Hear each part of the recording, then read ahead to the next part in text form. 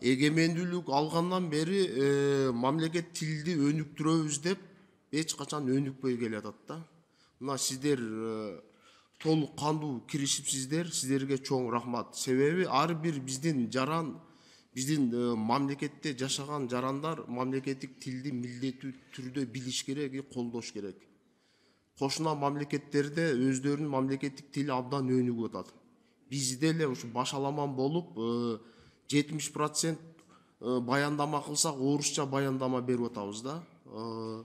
Муну эми сөзсүз түрдө колдоп биз ишке ашырышыбыз керек. Ашырып ушул мамлекеттик тилди биз ушу биздин сүйүктүү мекенибизде түп тамырын калыбына келтирип, ушу мамлекеттик тилде иш чаралар жүрсө биздин мамлекетте өнүгүү болот. Андан тышкары мен эми кээ бир суроолорду кесиптешим Мирлан мырза берип койду. Кээ бир терминдер латын тилинде калып калган, орус тилде калып калган да. Азыркы учурда ошолор боюнча кандай иш чаралар жүрүп атат? Бизде эми ушул мыйзамдын беренесинде каралып атат. Транслитерация дегендин өзү кайсы убакта каралат дейт да. Мисалы үчүн дүйнөлүк брендтер болуп калган кезде, эгерде биз алардын аттарын биз ушул алмаштырбайбыз да, ал мыйзам. Башка мыйзамдарда да ушундай каралган.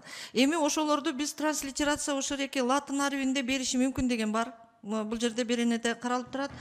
Ошондой учурларда беришибиз мүмкүн. Бирок башаламандыкты жаратып, туурабы, туура эмеспи, ошол коюлган аттардын бардыгын тең ошо башаламан кылып эле момундай оодара бергенге жол бербейт мыйзам. Эми дагы иштеп чыгыш керек экен да. Ооба, ооба. Иштеп аракет кылсаңыздар жакшы болот.